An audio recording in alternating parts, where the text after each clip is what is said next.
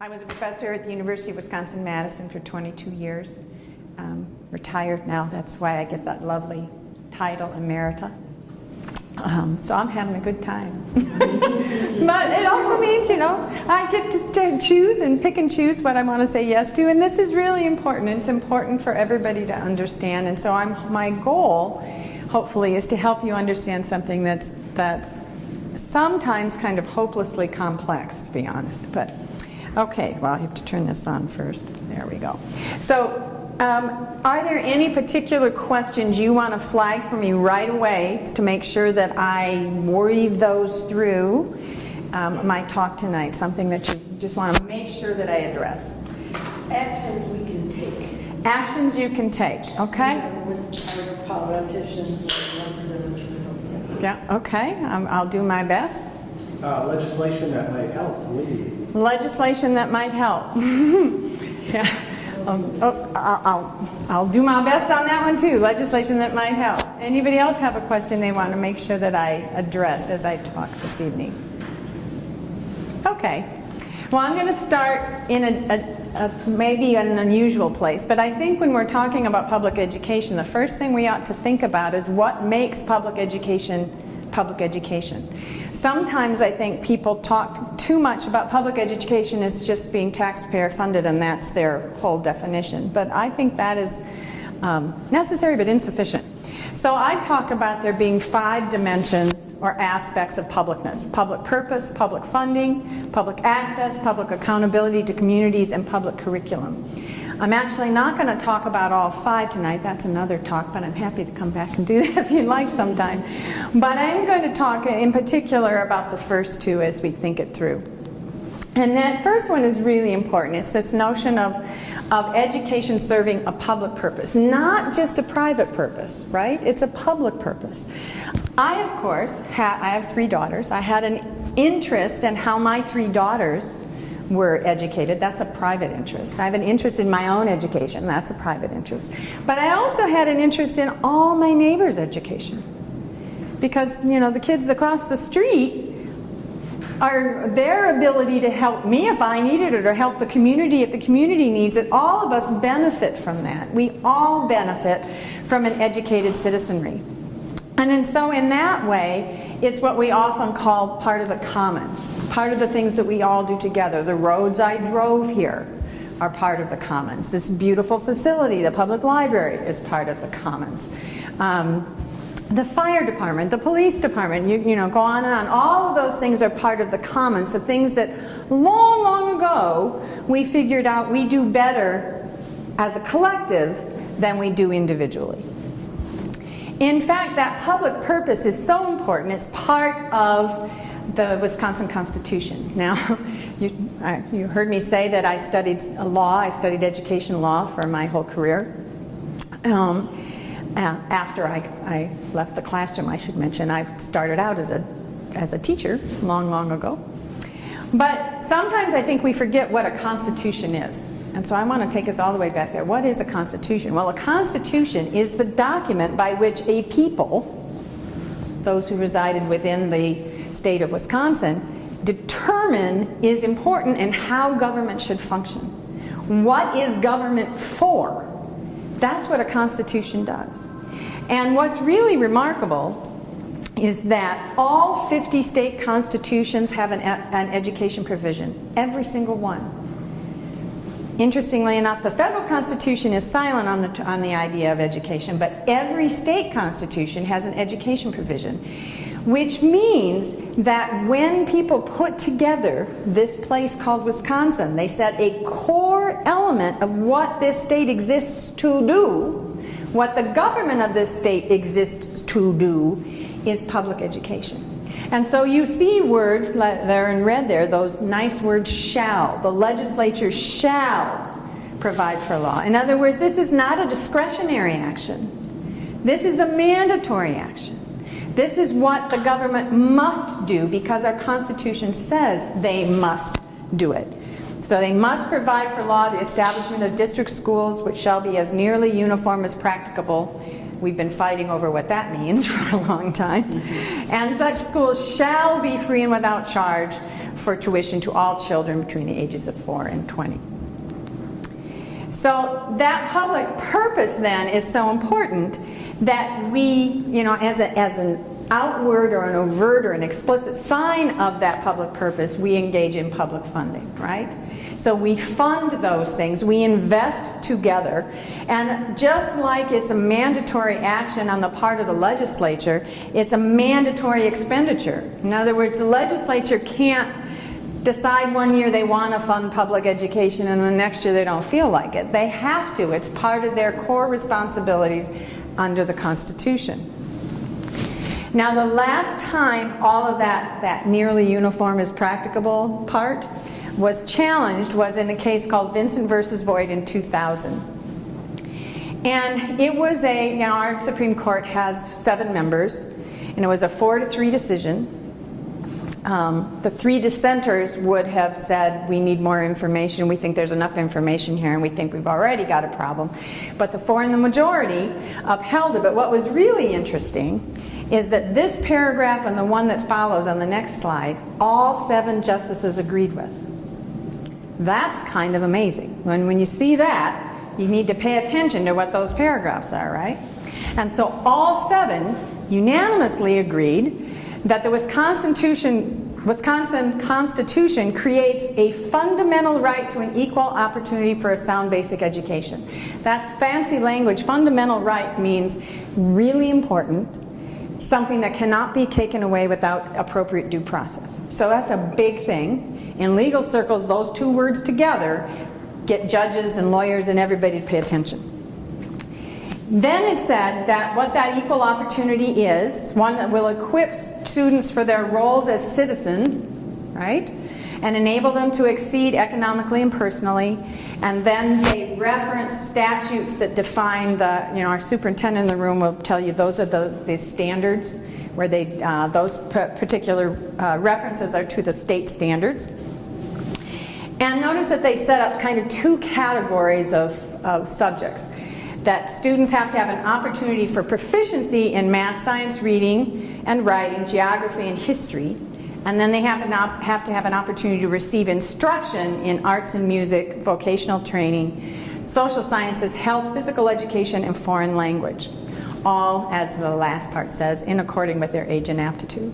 So that's really important, that notion, that declaration by all members of our Supreme Court that our Constitution creates a fundamental right to an education is a big deal. They went further then and said that they recognized that students and districts are not fungible, in other words, exchangeable.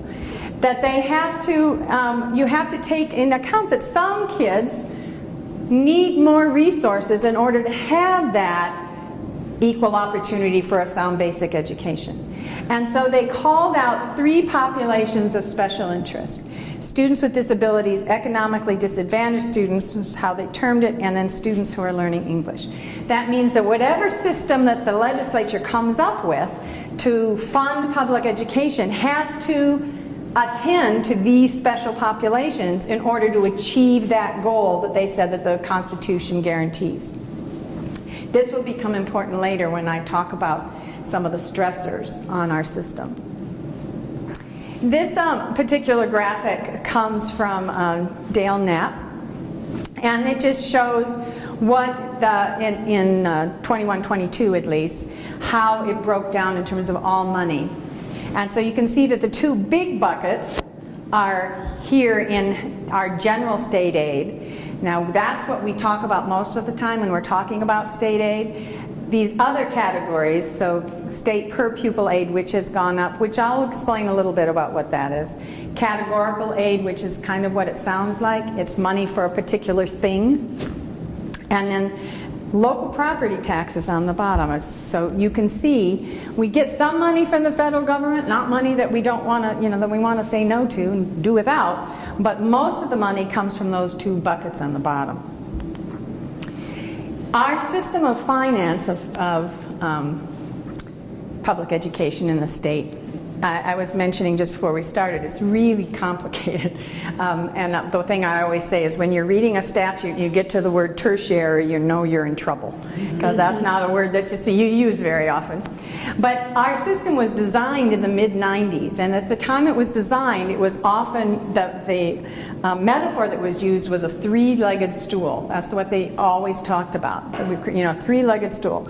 And the three legs of that stool were revenue limits, the qualified economic offer, and 2/3 state funding.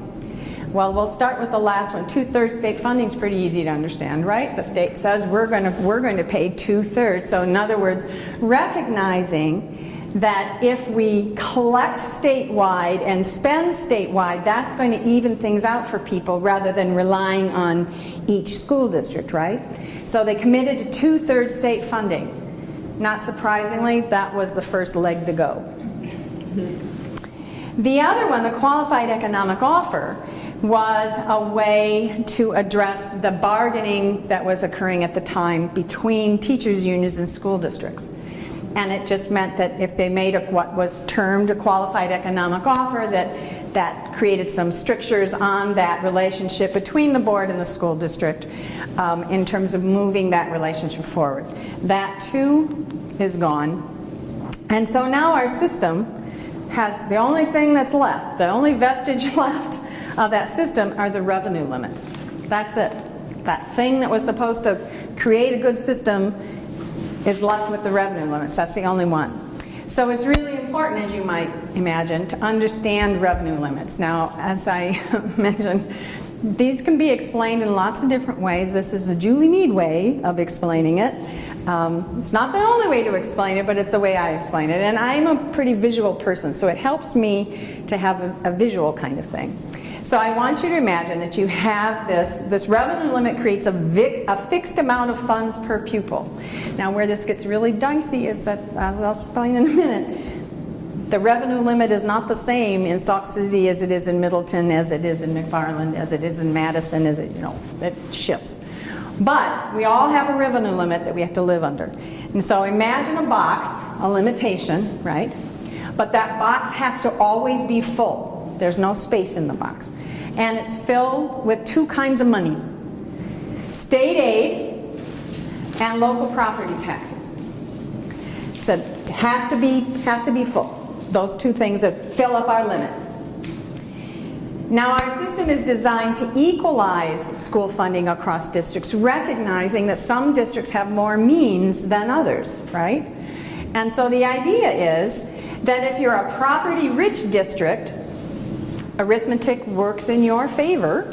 You can tax yourself at a small amount and still raise a big amount of money because that's how arithmetic works. And so they're going to get less state aid and be more dependent on local property taxes because they have the means to do so. Conversely, in a property poor district, because arithmetic is not their friend, they get, they could tax at a big level and still just get a little bit of money because, again, that's how arithmetic works.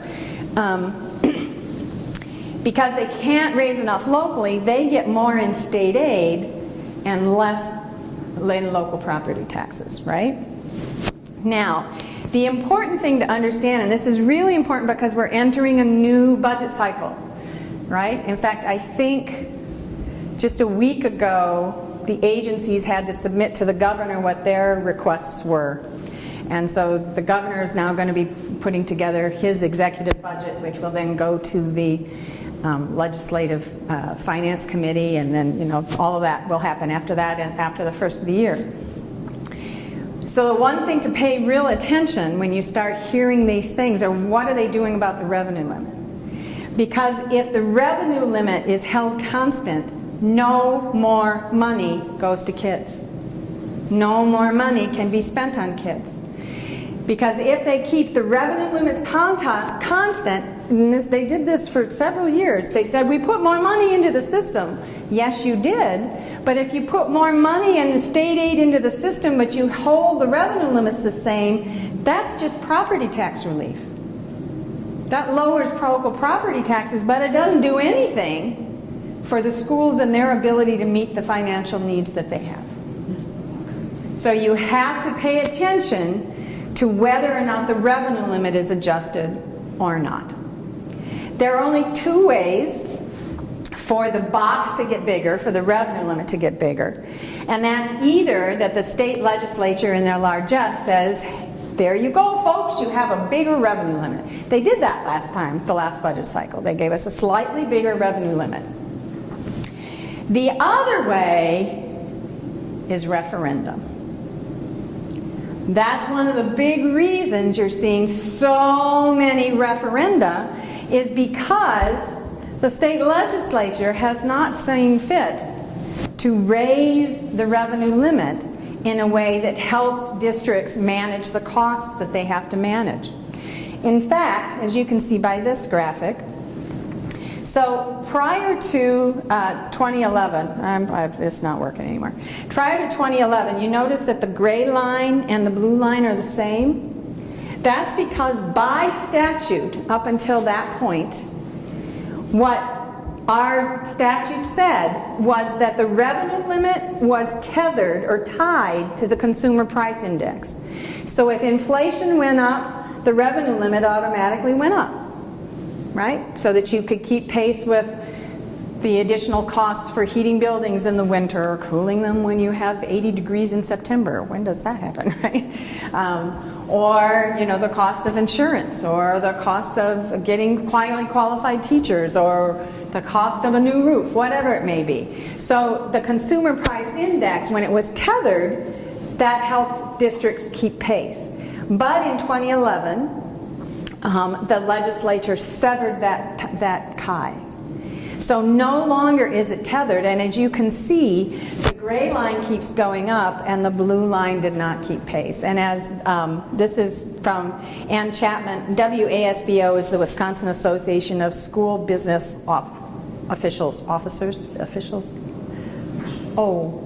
I think it's officials. I'm like, what's the O? Anyway, as she shows, we are about $3,380 short per pupil of what it would be. And of course, they did two things in 2011. Not only did they take away the tether, but they took away a whole bunch of money.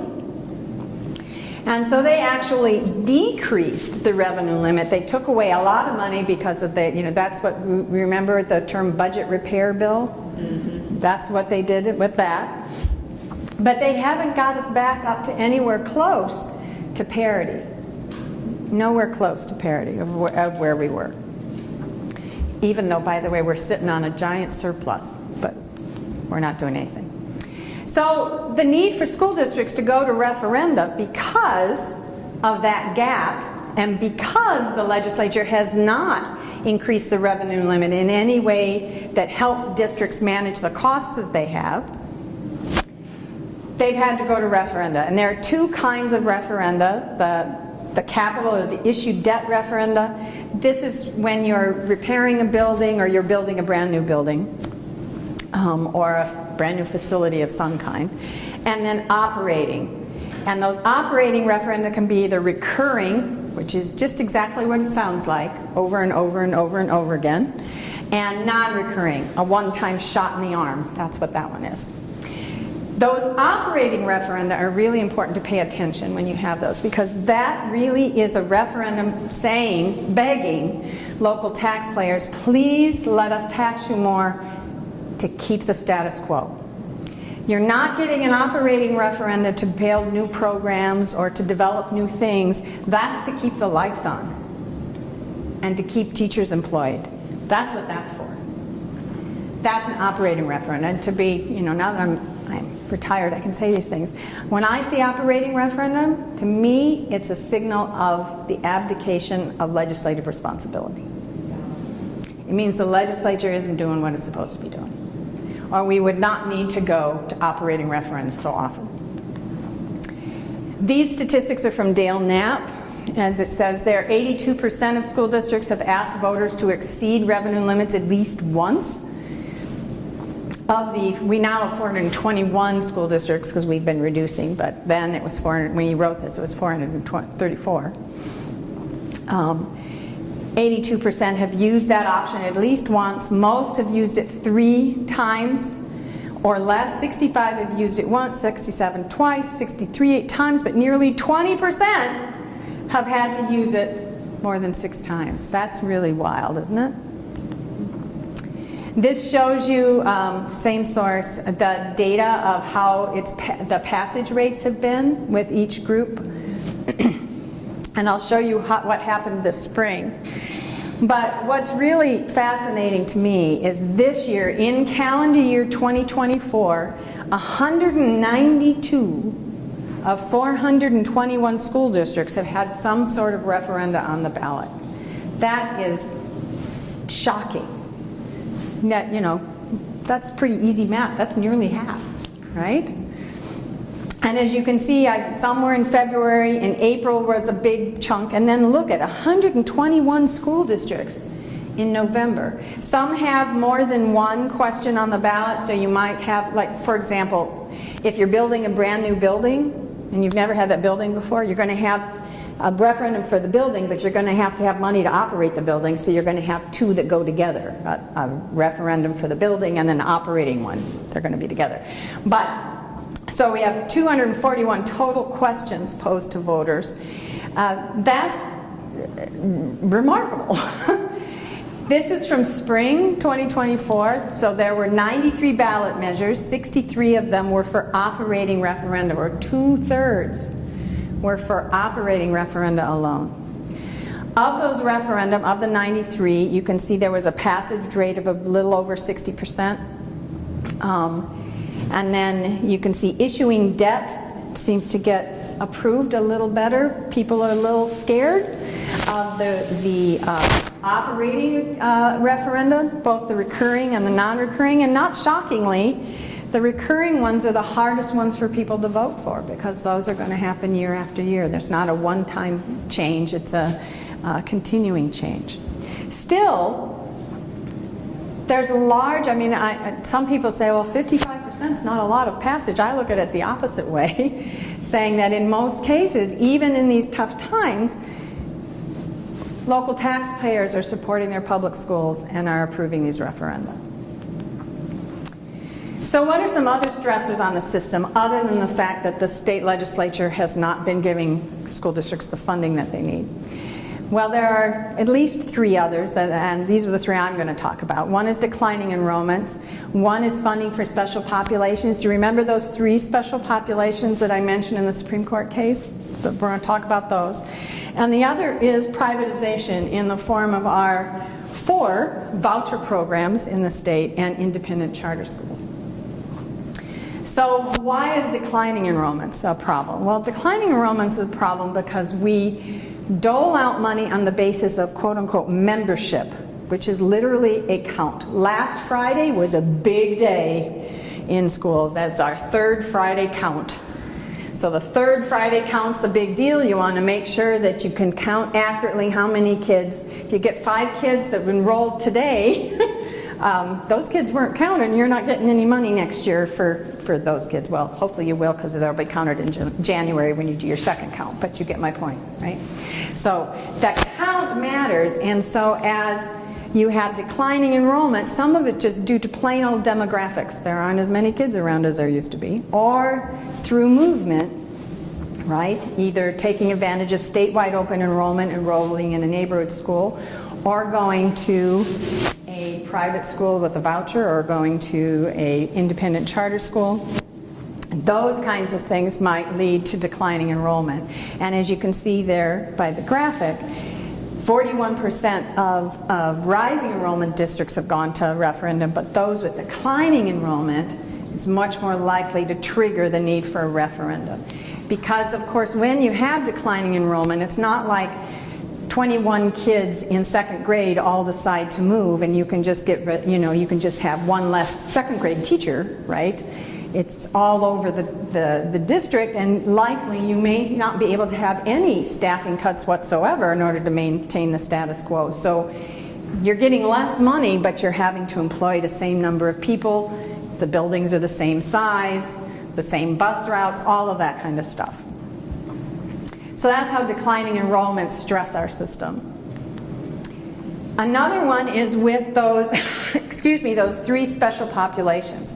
So I'm going to start here with special education, and this is the education of kids who have identified disabilities.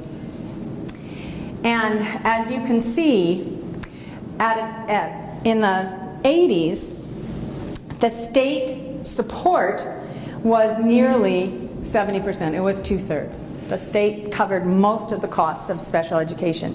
We are one of only 4 states in the country, I think that's right, don't hold me to that, I may have counted wrong, but I believe it's 4, that use a reimbursement system. In other words, for the district to get the money, they have to spend the money, send in a report, and then the state sends them back some of that reimbursement. That's not the way everybody does it, but that's the way that we do it. And so the reimbursement rate is that 67% is what it was. But look at that poor little blue line. It went way down, way down, and now we're up to about 33%. That's all we are. Nowhere close to where we once were, and nowhere close, if you look at the bar graph of the yellow, of what is actually being cost, what it actually costs. That means, because of course we're not going to deny a child an education because they have a disability, we can't do that, that the onus for paying those costs falls more heavily than on the local taxpayer than it once did. At one time, that was more evenly spread across the state by the state paying for that, but now that responsibility is shifted to the local taxpayer. Again, requiring local districts have the need to go to referendum more often. Same is true for English language learners. So English language learners, you can see that they're really, you know, all districts have them. There is no dedicated state aid for English language learners. There is a bilingual bicultural aid, which is another reimbursement program, but notice the reimbursement rate, under 10%. Under 10%. So if you have a concentration of kids who need to learn English, again, that onus, and that's a horrible thing, right? Because that starts to set up some kind of competition within this kid is deserving and this kid is not, and that's nonsense. All kids are deserving and all kids need to learn. Here's another one in terms of economic disadvantage, and you can see how things have shifted from 2006 to 2022-23. The percentage, and I believe she used this, a proxy for this is often kids who are eligible for free and reduced lunch. And so you can see that actually we've got kids all over the state who need free and reduced lunch, which means that we need some funds. In Wisconsin, now, however, there is no dedicated funding source to attend to those kids. There is some federal money. Those are the we call them Title I funds is the most common one. It comes out of a law, and it's Title I of that law. Of course, there are folks who are suggesting that we do away with those funds at the federal level, in which case if that happens, then we got nothing, because we don't have anything from the state. So even though the state Supreme Court unanimously agreed in the year 2000 in Vincent versus Voight that this legislature needs to attend to these 3 special populations, you can see that they actually have not been. In 2019, there was a blue ribbon commission on school funding that was generated by the legislature, and that commission actually did great work. It was a large commission. My colleague Julie Underwood was on it. There were a lot of other really knowledgeable people on it. And you can still go and read their report if you want to read their report. If you just Google that, you'll find it. And what they suggested, you know, they came to the conclusion after studying it for a year that our system was broken and in need of attention. And so in terms of those 3 special populations, they recommended getting back up to a 60% special education reimbursement, and then to address the special needs of kids learning English and kids from low-income households, that in that count, they be counted as 1.2. So you get a little bit of a boost, right? A little bit of a boost by having a membership weight for those two special populations. I'm sorry to say that that really well done report has been collecting dust, and the legislature has not done anything with it. But so you had asked, what could the legislature do? What would some legislative changes be? Employ some of the things that the Blue Ribbon Commission suggested. That would be a great place to start. And then the third stressor on the system is what's usually referred to as privatization. So what is privatization? Well, it's not just in education. You have the same issue with prisons, for example. But in general, what it means is that it's a shifting. Things that used to be wholly public are now somehow partly private. And in this case, in education, it means that you're permitting private entities to receive public dollars earmarked for a public purpose, and also that sometimes, in the case in education, that you're permitting individuals, in our case a parent, to direct where the public money goes rather than an elected body. So across the country, there are various forms of school choice: voucher plans, tax credit scholarships, and education savings accounts. I'm not going to talk about all three of them because Wisconsin's only got the first kind. So that's the only one I'm going to talk about. Then the last one is, you see, charter schools, when they're authorized, particularly by some entity other than school boards. In Wisconsin, we have two kinds of charter schools. We have our own special terminology here. We call, there are district authorized and run charter schools, which we call instrumentality charter schools. Another kind is a non-instrumentality, or I should mention, instrumentality charter school means that the school district is both the employer and the charter school authorizer. So they oversee the school and they employ the people. And I should mention that research on how charter schools do in comparison with traditional public schools say that those kinds of charter schools, those ones that are authorized by school boards and run by school boards, do well. The ones that don't do so well in research and the ones that we have concerns about are when they are authorized by somebody other than a school board, and particularly if they're run by a private management company, in some places even a for-profit company. So let's talk about vouchers first. So vouchers, and I often get a lot of questions, and I understand why, because they're kind of new terms, and what's the difference between a voucher school and a charter school, right? They kind of sound like the same thing. They're not quite. The biggest distinction is that word that's underlined, private. So a voucher school or a voucher program are private schools that participate in a state voucher program. So voucher programs are quite literally the creatures of the state legislature that created them. So a voucher program in Wisconsin is not the same as the voucher program in Illinois or the voucher program in Arizona or in Florida. So each state's voucher program is particular to that state. What is the same is that parents voluntarily enroll their children into private schools, and then students and families sometimes have to meet income requirements. I mentioned we have 4 voucher programs. 3 of them have income requirements, 1 does not. And I'll explain which one's which. In general, the federal and state laws that we have that govern public education don't apply in these settings because they're private schools. And because they're private schools, they don't have to follow the same rules. If they do follow rules, they may follow them slightly differently.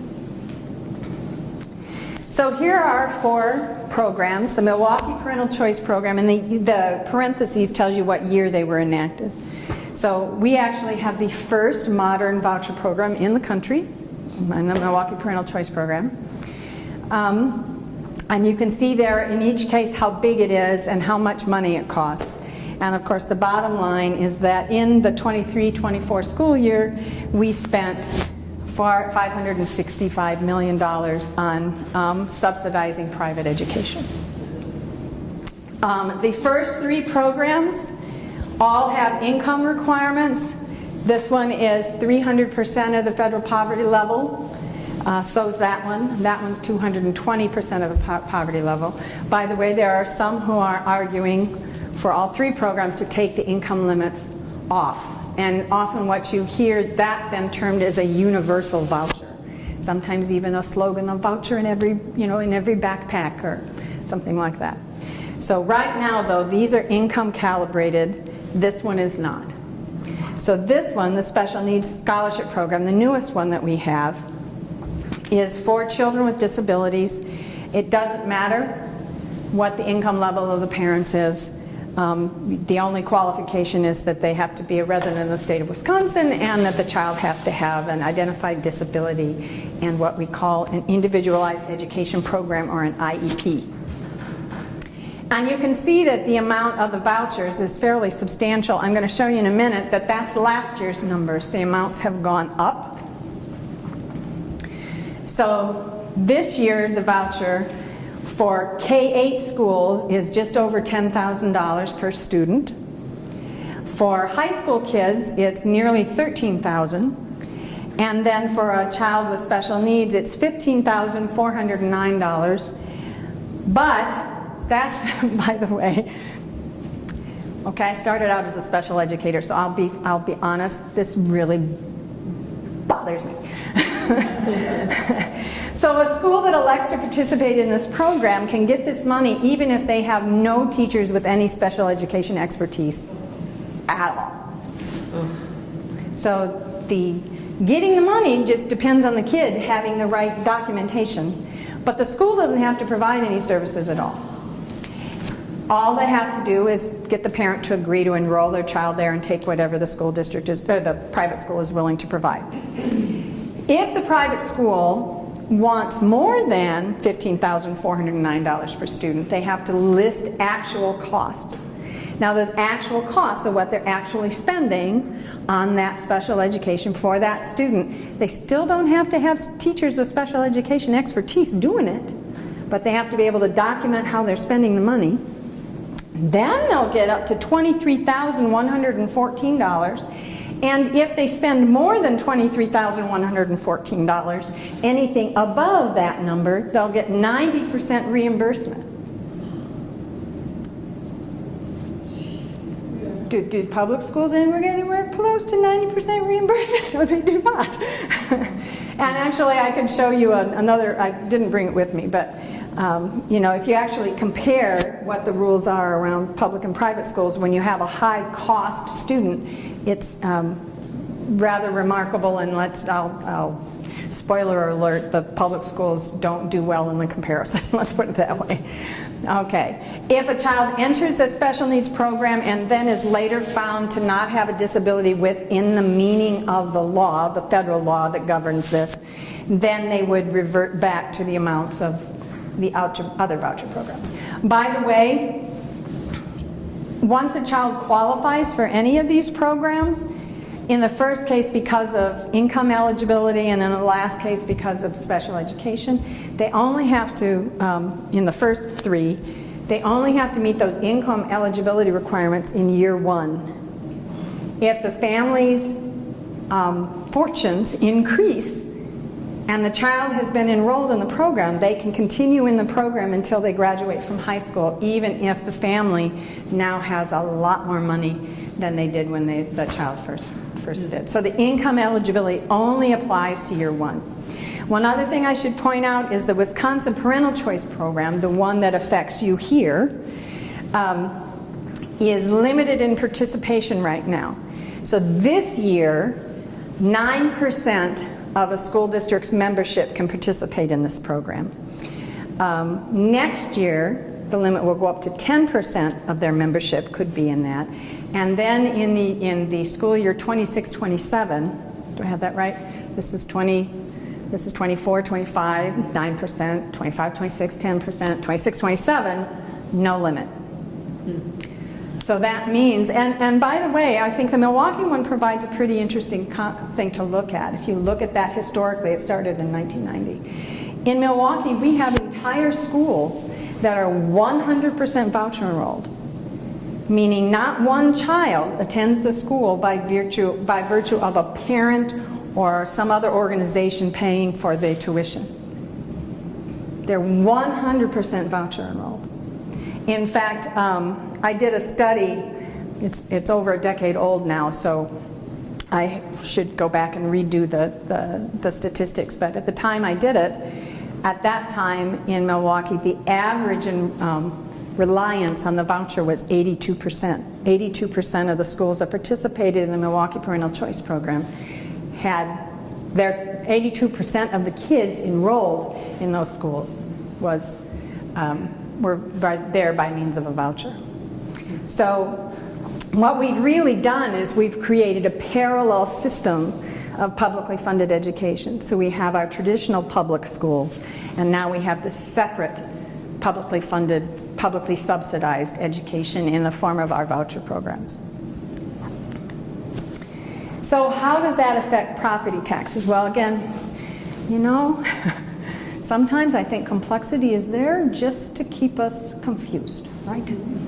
And this might be one of those cases, because what you'll hear people say who think these are a great idea, you've probably figured out, I don't, but is that because you can only tax to the amount of the voucher, there's going to be some savings. So let's say, just for the tape of a hypothetical school district, you've got the box. The revenue limit in that box is high. It's $14,000. Your superintendent, Sauk City superintendent, was here earlier, and he was telling me your revenue limit is at about $11,285, something like that, a little over $11,000. So let's say for this imaginary one, though, it's $14,000. Well, the high school voucher amount, remember, is over $12,000. So there's a little bit of a savings between $14,000 and the amount of the voucher, right? Because the school district can only levy up to the amount of the voucher. So the idea is, well, for that kid who could be in public school, who's now in private school, you're saving money on this kid. This kid's costing less. But what that neglects, of course, is the local share. Because if the school district is not getting that same amount of state aid, then the local property taxpayer is paying $4,731 to subsidize that child's private education without input into what that education might look like. Again, you get to count these students, but how, where the money goes, of course, depends on knowing those three numbers. How much state aid do you get, how much is the voucher, and how much is the revenue limit. To give you an idea, these are last year's numbers of the kids who are in the Milwaukee, or participating in the Milwaukee Parental Choice Program. And so that you can see that, of course, not surprisingly, that the majority of kids were in the system, were in that program the year before. They're continuing students because this is not a brand new program. But for those who argue that the purpose of this program is to give folks who are in public schools a way to leave public schools, you can see that, actually that doesn't happen terribly often. Kids don't usually leave. They were, you have kids who were previously in school choice, or they weren't in school at all because they were too young, or they were being homeschooled, or maybe they lived out of state the year before and now they moved into state. We also know from data early on, I'll be honest, DPI has done a really good job of keeping data on this program from its inception, and I think in many ways clearer data. We know that the majority of kids that historically have participated in this program have never been enrolled in a public school. They've always attended private school, and all we've done is shift who pays for that private school education from a private source to a public source. To give you an example of how this is, so this is Madison Metropolitan. So on privatization, it's spending nearly $11 million a year. And the way this works, by the way, I don't think I mentioned this before, is that state aid that the school district gets. However much this is, however much that bill is up there, and that gets deducted from the state aid before it comes to the district. So all that state aid goes away to pay for these things. You can see in Madison, they have more deducted actually for independent charters than they do for the voucher programs, which is an interesting thing. Green Bay is the opposite. Green Bay, you can see, has a pretty big hit, if you will, from the statewide parental choice program. And they're spending nearly over $12 million a year. This is last year's money, but $12 million last year. Here's you. So Sauk-Prairie, $309,000 went to subsidize private education. And these last are just to show you this is not just a big city issue. This is an everywhere issue. By the way, I got these numbers. The Wisconsin Public Education Network has an interactive system that you can go on and you can plug in the name of your school district and it'll show you exactly what is. And you can see here that both Richland and Sauk-Prairie only have they only have kids enrolled in one of the voucher programs. Whereas in Green Bay, you can see that they've got special education vouchers, the statewide vouchers, and then they have some independent charter schools. Here's some other numbers just to use as comparisons. So Eau Claire, Kenosha, Wauwatosa, Stevens Point, Wausau. So lots of money. One big thing that's happening since in the last biennium budget, they greatly increased the amount of the vouchers, is for the first time, starting last school year, but even more so this school year as the voucher amounts went up again, is that now we have situations where the amount of the voucher, and that's true here in Sauk City, the amount of the high school voucher is larger than the revenue limit of the school district. So what that means then is that you are levying more for the child in the private high school than you are for the child in the public high school. The community is supporting that to a greater extent because of the way that we're funding both programs. And as you can see there, at the time that this analysis was done, I did check today to see if there was an updated analysis, but there is not yet. But I'm sure that they will be doing one because we're about, the biennium budget is cranking up. The average revenue limit at that time was $11,888. So this issue of now the vouchers can actually be more than the revenue limit, I think is at least an issue of interest that we ought to be paying attention to. So what about charter schools, those independent charter schools? Well, again, the difference between a charter and a voucher is that charter school is a specialized form of public school.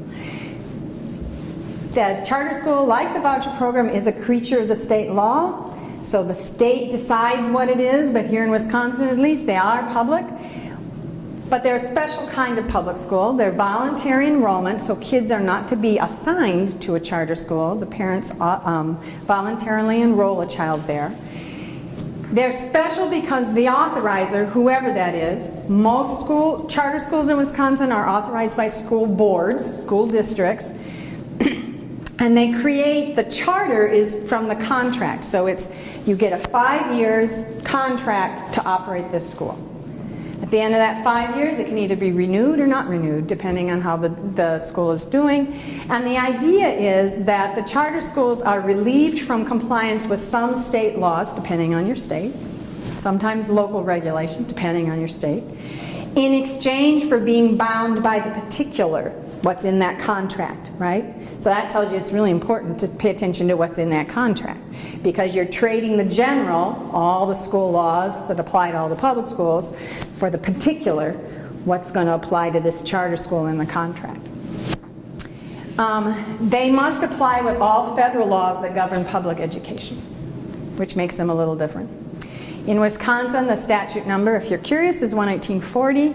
We have two kinds of authorizers, school districts and independent ones. As I mentioned before, we have two kinds, and a school district can decide, do we want to be both the employer and the authorizer, or just the authorizer?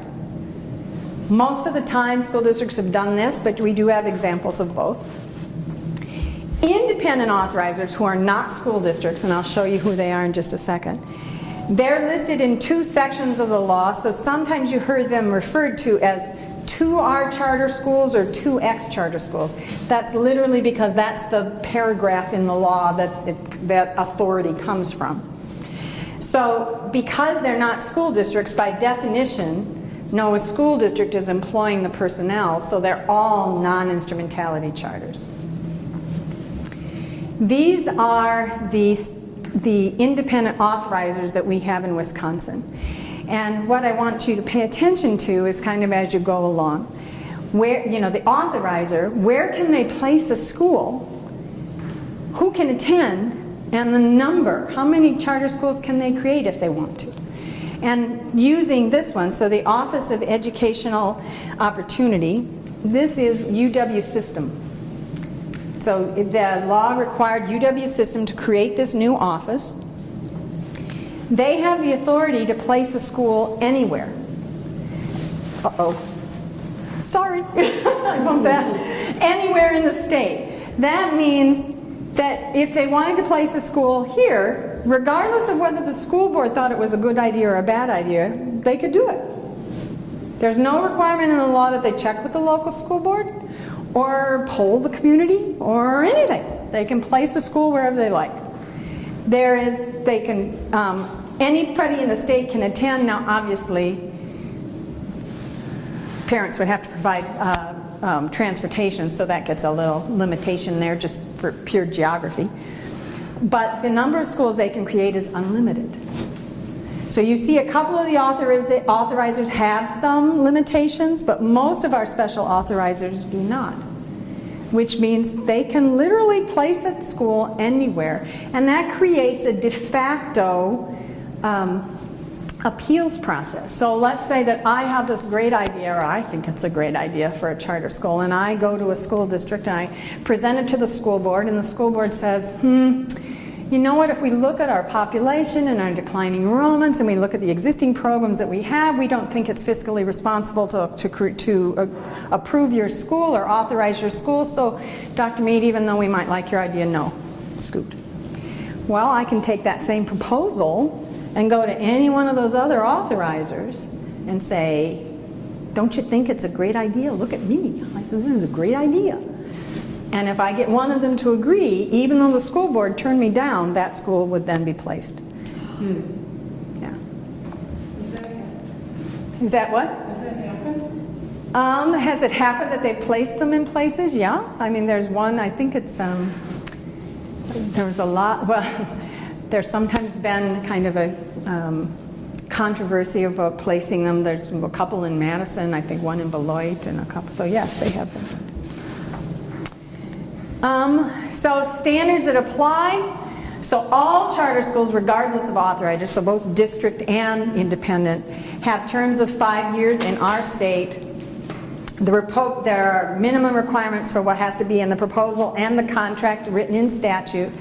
There are some standards for what the authorizer has to do, and then our state statute specifies grounds for revocation. Interestingly, it doesn't specify any grounds for renewal. So that means that the authorizer has more control over whether to renew or not control. It also, our state statute, and this is also true in our voucher programs, both of them limit DPI's involvement. So the statute by definition says DPI has to be more hands-off. Funding for charter schools, if they're authorized by the district, it's a function of the contract. If they're an independent one, it's specified in statute, and so this year it's $11,729 per student. So again, it's that same mechanism that I talked about before. So you would compare the $11,729 to the revenue limit, and that would tell you what the local share of that would be. So who gets what in what order? So I mentioned that it all gets pulled out of state aid. So what happens is DPI collects all this data from the third Friday count. One other thing I should mention is that in a school district you count And that number counts for next year, not for the current year, which is already a bit of a problem. But if it's a voucher or an independent charter, the count for this year counts for this year. Yeah. So first what they do, sometimes what folks will call this is the first draw. So they calculate how many kids are participating in an independent charter. They do the multiplication, right? 11,729. And that amount of money, that's sum sufficient. So that gets pulled away from the state aid that would go to the school district. Then they count up the number of kids who are in voucher programs, one of the 4 voucher programs, and whatever the voucher amount is, K-8, high school, or special needs scholarship. And that then, multiplication happens, it gets subtracted from the state aid. And then quite literally, whatever gets left over is what the school district gets. You'll notice that the first 2 are sum sufficient. In other words, the first 2, you know how much money that school is going to get. The third one you don't. It's going to vary because of the other, again, how this works and how math works. The analogy that I use is perhaps a silly one, but I think it helps. Is imagine that you have just ordered a pizza, and there are 4 people in your family, and you're looking for a pizza. It's coming in about 45 minutes. Yeehaw, I didn't have to cook, I got pizza coming. And then the doorbell rings and some of your neighbors show up. Well, welcome in, we're happy to have you, come on in. We ordered a pizza, you want to participate? Sure, we'll let you participate. So, you know, you'd think, well, if 3 people showed up, now my pizza I was going to share with 4 people, now I'm going to share with 7, right? But that's not how it works. Because under this program, now the pizza arrives. The first group of folks, the first person who's from the charter school gets a guaranteed slice, gets to pull their slice out. Then whoever's there from the voucher land gets to pull their guaranteed slice out. And then the 4 people who started gets whatever's left over. Make sense? No, it doesn't make sense, but that's what happens. That's how we're doing it. In our last biennium budget, so that affected last school year and now this school year, what you saw was a huge increase. Now notice, my pointer doesn't work anymore, but notice that you have a nearly 37% increase in the voucher amounts. Independent charters got almost a 23% increase. Special needs vouchers got 15% increase. The voucher for K-8, so the first one is high school, the last one is K-8, 17%. And I don't even have the percentage for the last one, but you can see that the revenue limit did not keep pace in any way, shape, or form with what went to the private and the charters. So you said, what can I do? Well, really, you're doing what you can do. Try and understand the system, ask questions, try to learn about it. In my view, you advocate for public education because I think that it's beyond remarkable what our grandparents and great-grandparents created for us. And I, for one, do not want to be in the generation that let that slip away. So I think we need to be advocating for public school funding. This is the time to do it because the budget is starting, our budget cycle is doing it. So make sure your representatives know we want you attending to public education. Advocate for voucher and charter transparency. This one, and a lot of school, I should say, superintendents have been doing a nice job with letters that explain all of this that go out after property bills go out. But let's be honest, everybody looks at their property tax bill. Not everybody may read that letter, right? So I think, personally, if something's a good idea and you're championing ideas, sunshine should be your friend. And so it should say on your bill how much is going to private education and to charter schools, independent charter schools, so that you know, right? Right now, all of that is rolled in together with the school district property tax bill. So it looks like the school district has all of those things. So you don't know that all of those monies have been taken out of what the school district has. So I think that transparency would be really helpful. By the way, it has been proposed several times, but it's never gotten out of committee, so that hasn't happened yet. Talk to your neighbors and help them understand, and then our system is based on voting, right? If we vote for our neighbors, whether we're talking about a school board or a state legislature or the superintendent of public instruction next spring or the governor, or you know what I'm talking about. So vote and make sure that they know that part of your vote, at least, is going to be about how that person is going to attend to the issue of public education. So that's what I have for you tonight. Go ahead.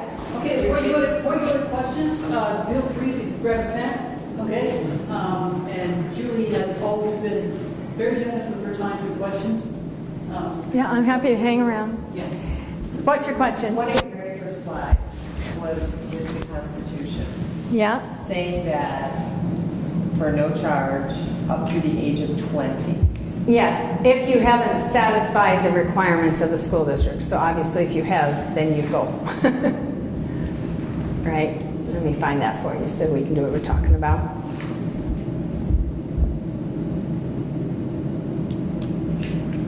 That one? Right.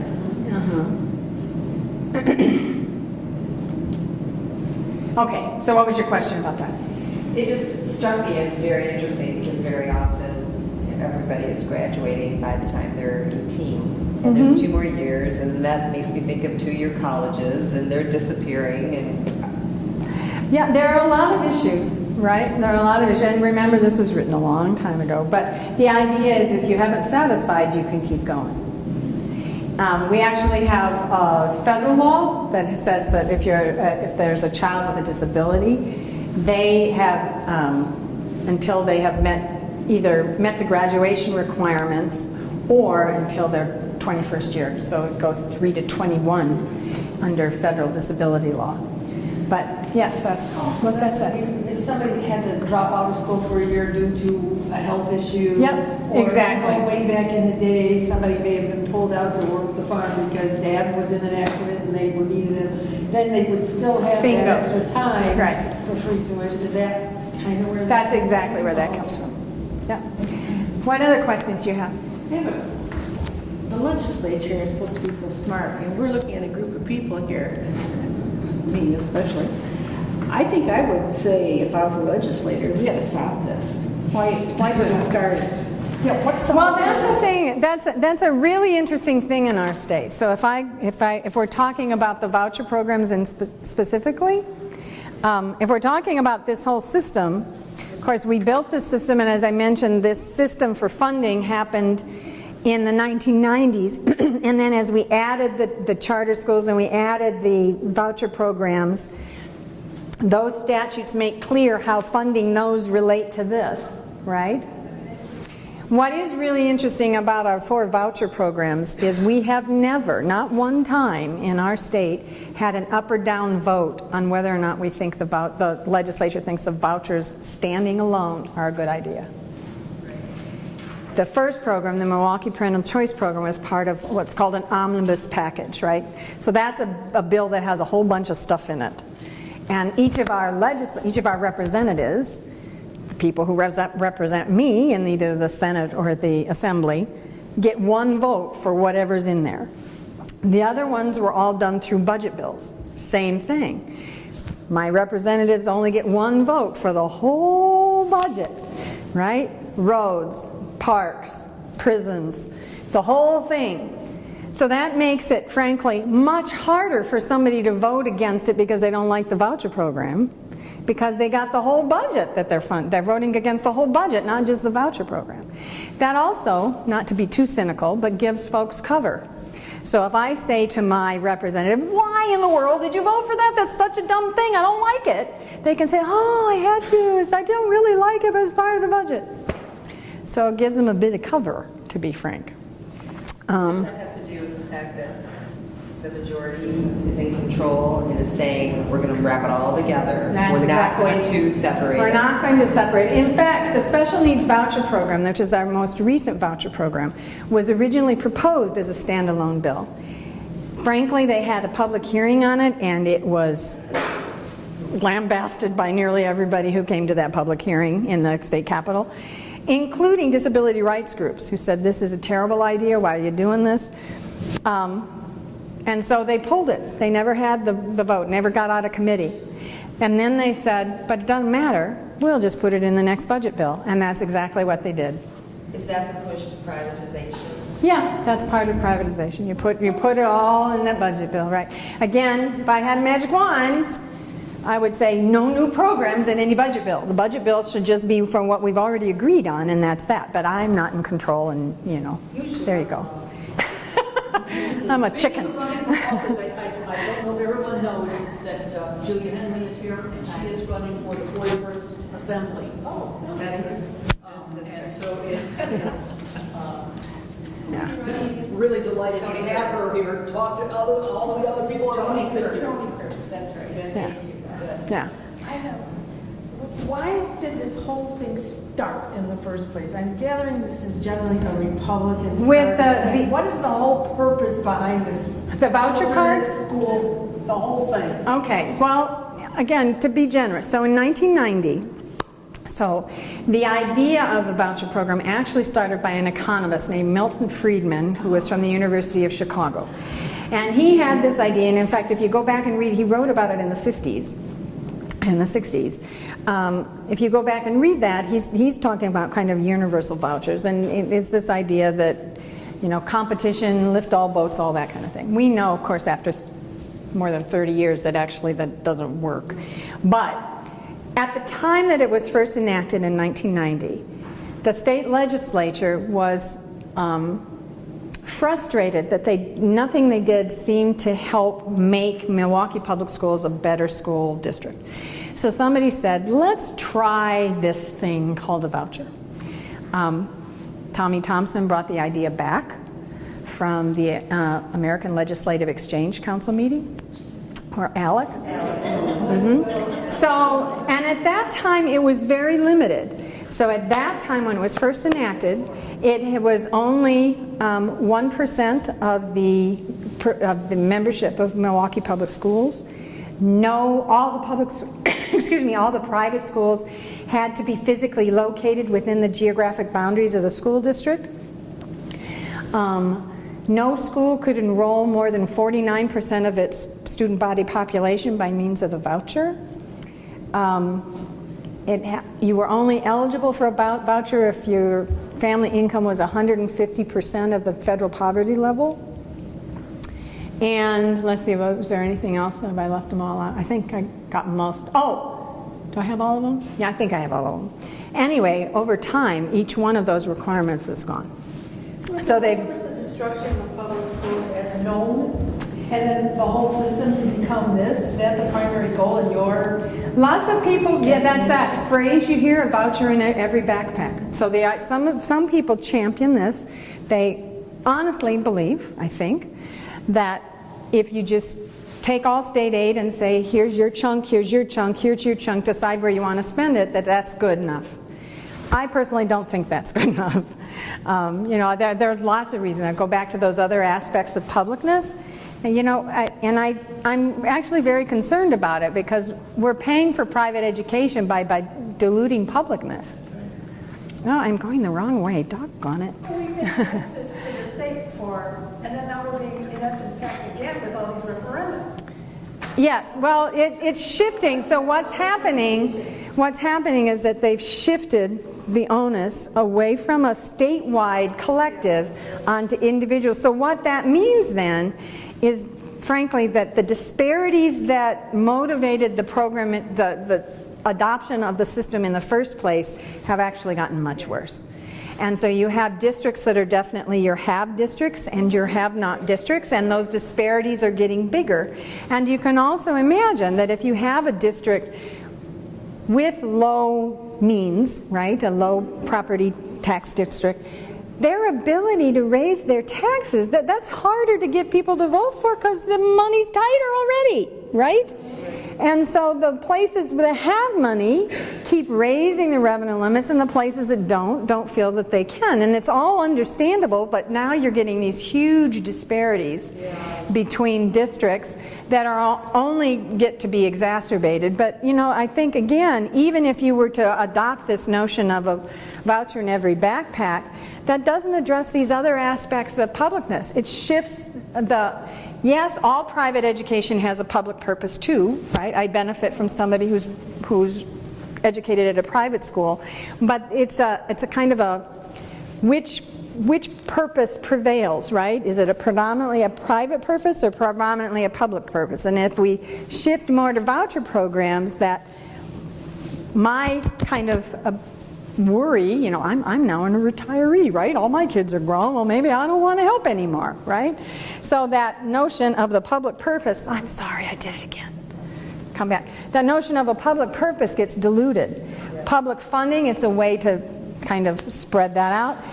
There are different rules around access. So private schools don't have to accept all kids. Public schools do. So that although we have discrimination laws, what constitutes discrimination in a private school is different than what constitutes discrimination in a public school. So public access isn't guaranteed. There's a different level of accountability to communities.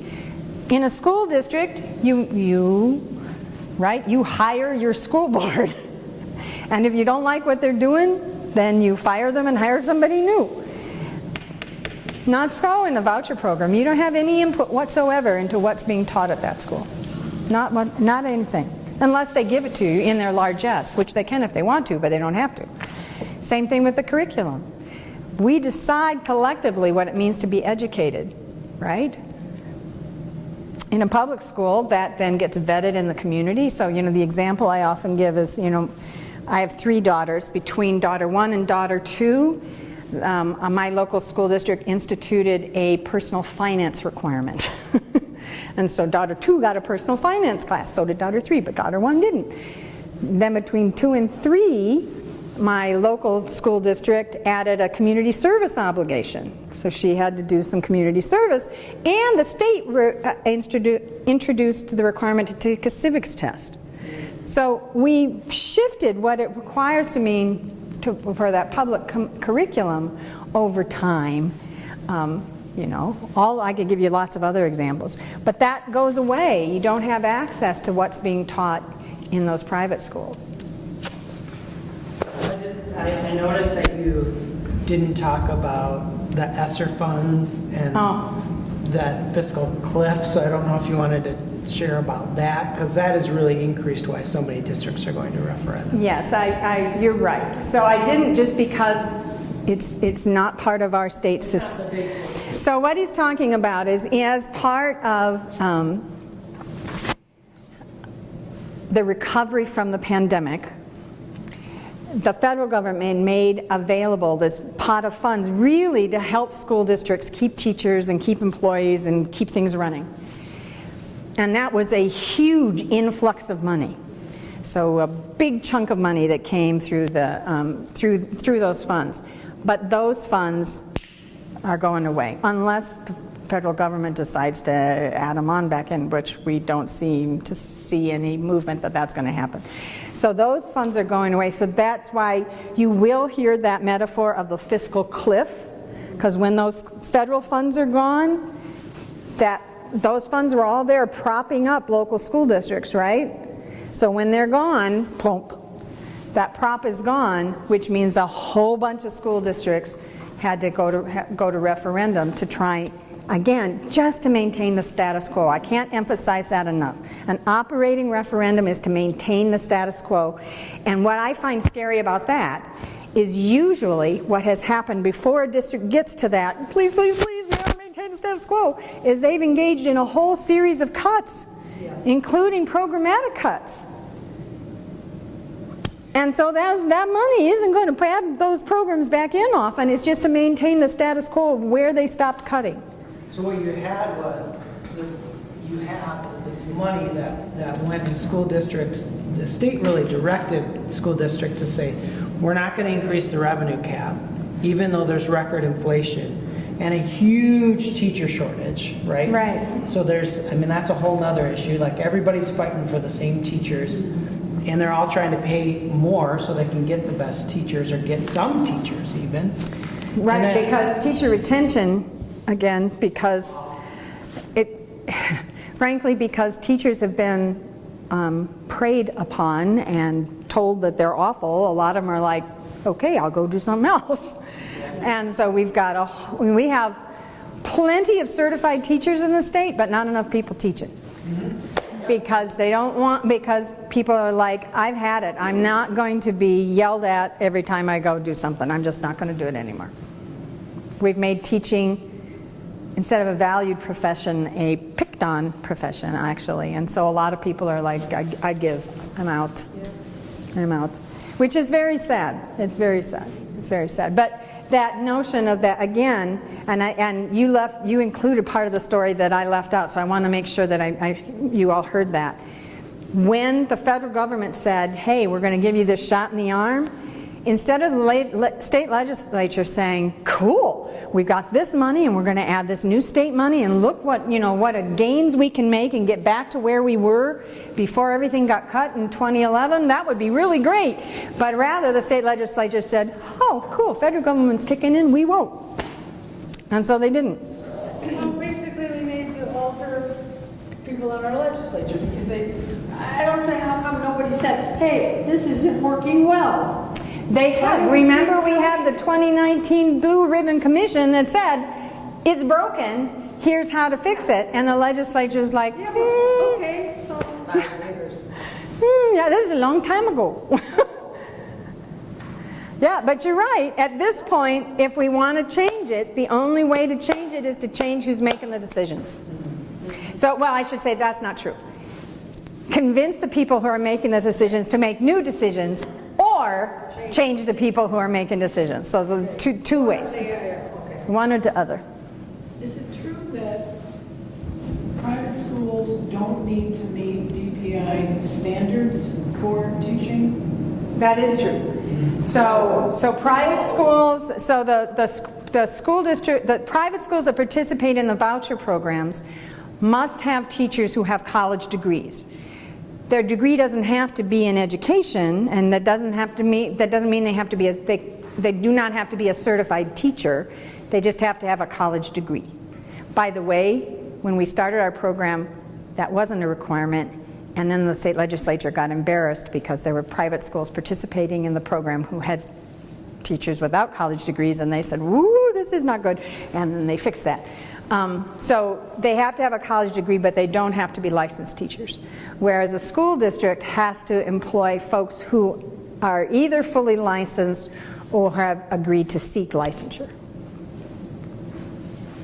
I don't know what year this is, but talking to a really great elementary school teacher who decided to give it up, and she said, I can't deal with this anymore, this constant teaching to the test versus teaching what is appropriate for the kid and helps that kid learn the best. Just made her crazy, and she went off and started her own little tutoring business. I think, can you speak to that? What is your opinion on that? So she said, when did the teaching to the test thing and the requirement for tests happen? Well, that's a long story, and we probably don't have enough time to go over it. But I'll give you the short version. So, lots of states had tests that they did sometimes, and maybe once or twice during a 12-year period. But in 2001, the federal government passed a law called No Child Left Behind that required that every child from grade 3 through 12 be tested annually. And so that required each state then to adopt standards and tests in order to do those tests annually. The law has been reauthorized under a new title. It's the Every Student Succeeds Act now. But that testing one exists, but not with quite the same force that it did. But it still requires that level of paying attention to the tests, because we still have these district report cards that reveal that, and so there, it creates all kinds of things. And you're right, there are a lot of people, there are a lot of folks who, have the word professor by their name, who are very concerned that the research shows that test-based accountability provisions, which, actually sound simple and like they'd work, right? You teach, you test. If kids aren't doing well, you test them, you teach them again and you test them again, and we want everybody to succeed. And we do want everybody to succeed, but we have learned through lots of research that test-based accountability has not given us the rewards that were envisioned at the time it was adopted. And private schools and voucher schools have to do those tests. So private schools that don't participate in the voucher program don't. Private schools that do participate in the voucher program have to offer the test. But no. So here's what happens. So and you can correct me if I've got this wrong. But in a public school, you have to give the test to everybody, and what gets reported is what the participation level is, as well as how they did, and then disaggregated based on a whole variety of factors. So not only the average, but how kind of disaggregated based on racial categories, disability categories, some other kinds of things.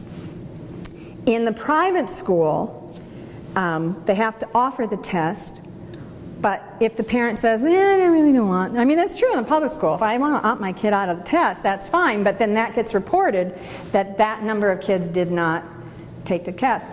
That doesn't happen in the same way in the private school. So if the parent opts out, what you often get, and this is getting really technical, you get into these things called cell sizes, which are really part of an Excel spreadsheet, because now you've got too few kids to report the results in that little box, and so you don't get the same comparable stuff. But if you go to the WISE Dash program, you will see that there is a report card for each school participating in the voucher program, so that you can see that, and you can see, but what you'll see when you pull up their report card, as in contrast to a school district report card, is there's a lot more holes in that report card than there are in the other one. So yes, they have to offer the test, but the penalties, if you will, for kids not taking the test are different in the private schools than they are in the public schools. Would you add anything to that? I would just say, and the logic is solid with the public school in the sense that you don't want districts to say, you don't need to come. You stay home. You don't need stay to home come today. because we want our test results to be better. And in other states that has been found to be the case. Mm-hmm. Our stakes in Wisconsin are much lower than other states where it is truly, if you don't pass the test, you will be retained. Right. Yeah. So. Can I ask you about, well, we're in the Richland School District, and they have over 100, maybe 130 kids that go to other schools. And they've got 2 or 3 vouchers in that community. Are we ever going to be able to get ahead? That makes it really difficult. So if you didn't hear her question, she said she's from Richland, and the Richland schools have a whole bunch of kids that are going to other schools, some other public schools, as well as voucher programs.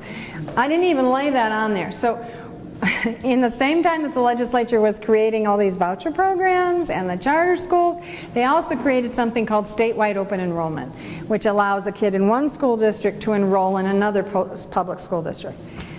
What really all this stuff has done has injected a whole bunch of instability and unpredictability. So it's really hard for a school administrator to predict how many kids they're going to have next year, let alone 5 years from now. And so that makes planning really, really difficult, because you're right, they can go all over the place. And so what often happens is that you have small school districts who are cutting, and then people say, but if I go to the neighboring school district, they have more AP classes now than my school district, so I'm moving. So it creates a vicious cycle, and that makes it harder and harder for the local school districts to continue to offer what their kids need and to hold on to their students, if you will, because you can always go to the neighboring school district. And then that gets exacerbated by that bigger, more wealthy school district. The smaller school district trains the teachers, and then once they've had a few years under their belt, then the bigger, more wealthy district hires them away. And so our poorer districts end up being a lot more churn. So we've got to fix our system. We've just got to fix our system. We really need to think about how to, the goal has to be, and that goes back to what I'm talking about here. The goal is, as a collective, what's the best means we have to ensuring a as uniform as we can, educated citizenry. And again, I think, go back to history. There was a time when all education was private, right? If you had means, you hired a tutor. If you didn't, you tried to teach them as well as you could in your family. And then we figured out that's really not a good way. Let's all band together. And so public education was born. And I just think that we need to pay attention to that and pay attention to, and again, I personally think that there should be no program that doesn't have an up or down vote all by its lonesome. None of this sticking it in the budget bills anymore. That's if it's a good idea, it's a good idea. Yeah. And then also, frankly, as a citizen, so not as an academic, also as an academic, but as a citizen, now I have input, right? If it's a standalone bill, I can contact my representatives and say, this is how I feel about this bill, and this is how I'd like you to vote. That's much harder to do when it's rolled in this giant bill. That's why they do it, yes. That's why they do it. That's why it's got to change. Well, thank you. I hope you got some information. Sometimes things go so far to the bad, eventually the pendulum swings. I think it's gotta. Hopefully.